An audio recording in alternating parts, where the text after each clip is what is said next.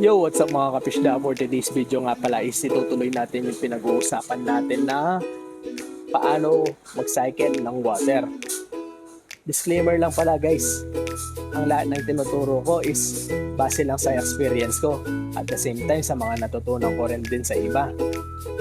Marami din naman ako napagtanungan noong mga panahon na nag-uumpisa pa ako.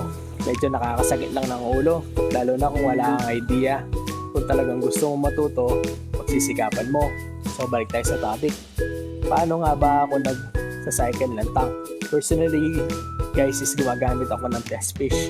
Ano nga ba ginagamit ko na test fish? Kadalasan ginagamit ko na test fish is yung mura lang. Para kahit mamatay sila, hindi masyado masakit. Kadalasan ginagamit ko is feeders, molly, o kung ano-ano lang mura na isda. Yung iba kasi ang ginagamit nila is ghost fish. Medyo nakakapagtaka, no? Pag kasi sinabing ghost fish, hindi yung ghost light fish. Yun yung maglalagay ka ng pagkain sa aquarium kahit na wala namang isda. Kaya nga ghost fish cycle. Kasi ang mangyayari doon is once na nabulok yung pagkain na linagay mo, siya yung mag-i-start ng ammonia. I mean, para magka-ammonia yung water mo. Para makapag-start siya ng cycle. Kailangan kasi talaga is magka-source of ammonia yung tank mo para ma-convert siya ng nitrate. Base din sa mga client ko, maraming paraan kung paano yung ginagawa nila. Yung isang naging client ko sa Tarlac, ang ginamit niyang pag-cycle ng tank niya is patay na koi. As in patay na koi yung nilagay niya. Tumagal yata tayo ng 1 week. Pero guys, disclaimer lang ulit, meron din naman akong mga client na hindi naman talaga totally nagsacycle ng water pero nabubuhay yung isda.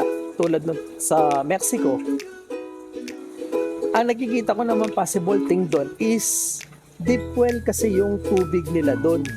So, dahil deep well yun, possible, all natural. Pero napaka-risky. Pero yung sa client ko guys is hindi siya namatay. At the same time, meron pa nung nag-deliver ako sa Guagua. Binigyan namin ng tubig ngayon. Yung araw din na yon, kung di ako nagkakamali, linipat niya rin yung mga isda niya. Ang gamit naman nila is Jetmatic. So, deep well din yon. So far, goods naman yung mga isda nila. Kaya siguro ang mas maganda is magta-try ako ng i-test yung water ng galing sa deep well. Titingnan ko yung result kung okay naman. Then update ko kayo.